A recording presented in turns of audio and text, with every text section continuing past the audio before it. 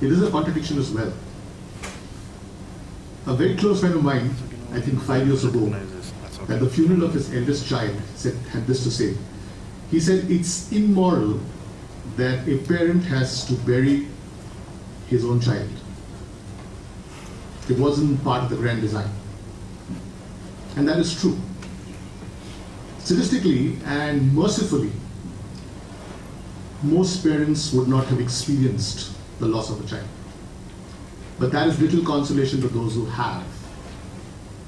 In the Old Testament, Abraham had to serve God faithfully for 600 years before he was rewarded with Isaac, his only son.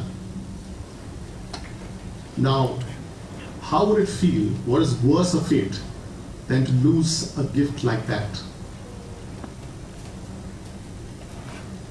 It's 2 years and about a week since Asabri left us for good. And I remember the day after the funeral, when all of us, 3 of us were left alone in that house, very quiet house in Kunur, and thinking about life.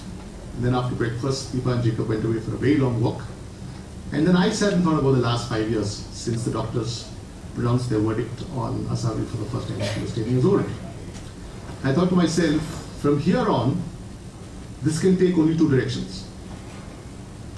We can sit, we can long, we can grieve for as long as grief consumes us, or we can celebrate the 15 wonderful years that we had with this little child. And so we decided that the best way to do this is actually to celebrate what was best about her. And how do you celebrate someone like Asabri? Asabri was the biggest-hearted little girl that you can think of. And her way of expressing her big-heartedness was music. And as you will see in this short video that follows, she never gave up on that, even in her darkest moments. The Asabri Music Foundation and the Outperformers Awards is actually meant to celebrate that trait of hers. More than the music, it's the outperformance. It is her ability, it was her amazing ability to go beyond her circumstances at any point of time. That is what we want to celebrate. And we want to do this through the lives of many hundreds of young musicians, maybe thousands in the future, who consistently outperform their standards and very often their circumstances as well. Something like this is not just about this room and her friends and her parents and her family. It is about a modern India that we dream about, that we all think we will give to our children. A gentleman called Sir Ken Robinson, I'm not sure how many of you have heard of him, you should watch his TED if you can tonight. It's the most watched TED ever, 26 million hits. He's a famous educationist with a sense of humor. He talks about the presence or the availability of many kinds of intelligence. We tend to focus too much on the intelligence of science. He talks about intelligence in many fields. And he particularly touches upon music as material for intelligence, which is as celebrate-worthy as quantum physics or macroeconomics.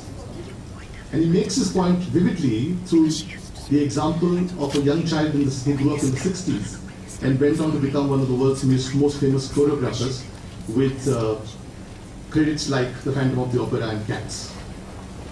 When she was growing up in the 60s, when she went to school, he says, she had a problem of disturbing children in the classroom. She was a very disorderly child. She couldn't pay attention. And her parents were called in and told that this child is disturbing the peace. And so either take her out or do something about it. So she was taken to a doctor. And this is in the time before ADD was discovered. And the doctor sat down with the parent and had a long chat while the child was waiting in the waiting room. And after hearing her out, the parent, he says, okay, let's do something here. And just went outside and put a recording device and played music. And this child came to life.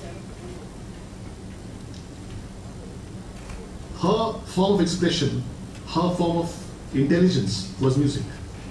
And the rest is history.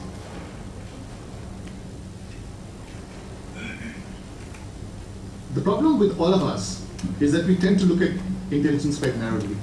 And music is an intrinsic part of intelligence. And we know more and more as we go along that there are many forms of intelligence that form a human mind.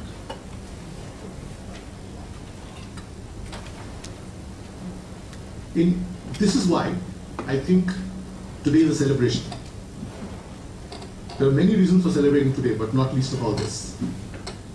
And to demonstrate to both Deepa and Jacob that this is indeed a celebration, I would like all of us to welcome them with a big hand, please.